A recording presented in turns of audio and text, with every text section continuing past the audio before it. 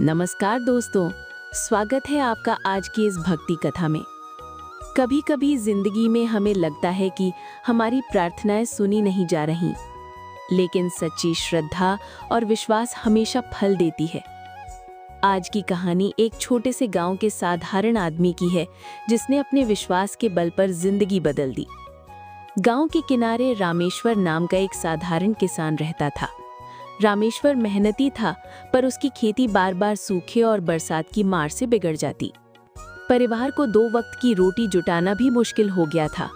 फिर भी हर सुबह और हर शाम वो गांव के मंदिर जाकर भगवान के सामने सिर झुकाता और कहता, हे प्रभु, मुझे ताकत देना ताकि मैं हार न मानूं। गांव वाले मजाक उड़ाते, अरे रामेश्वर, सिर्फ पूजा करने से खेत नहीं सींचे जाते। लेकिन रामेश्वर हंसकर कह देता, मुझे भगवान पर भरोसा है, एक न एक दिन चमत्कार जरूर होगा।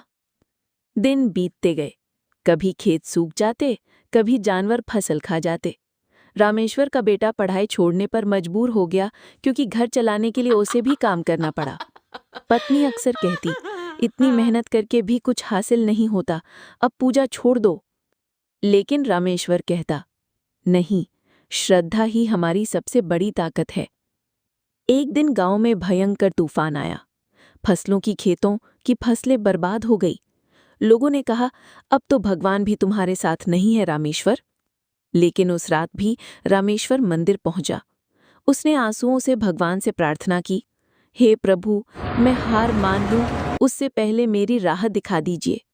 पूजा के बाद जब वो बाहर निकला, अचानक उसे रास्ते में पड़े पत्थरों के पीछे एक चमकती हुई थैली दिखाई दी। थैली में कुछ पुराने सिक्के और जमीन का कागज था।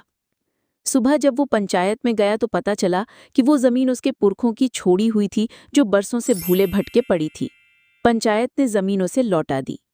रामेश्वर ने उस जमीन पर मेहनत की और धीरे धीरे उसकी खेती हरी भरी हो गई।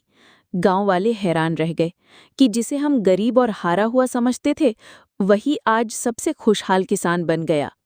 रामेश्वर मुस्कुराकर बोला, ये मेरी मेहनत नहीं, बल्कि मेरी श्रद्धा और विश्वास का फल है। दोस्तों, इस कहानी से हमें यही सीख मिलती है कि कभी भी विश्वास मत छोड़ो।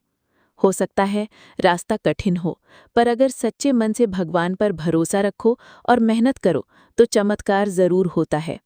तो आइए, आज से हम ये भी प्रण लें, कभी हार नहीं मानेंगे और श्रद्धा को अपना सबसे बड़ा सहारा बनाएंगे।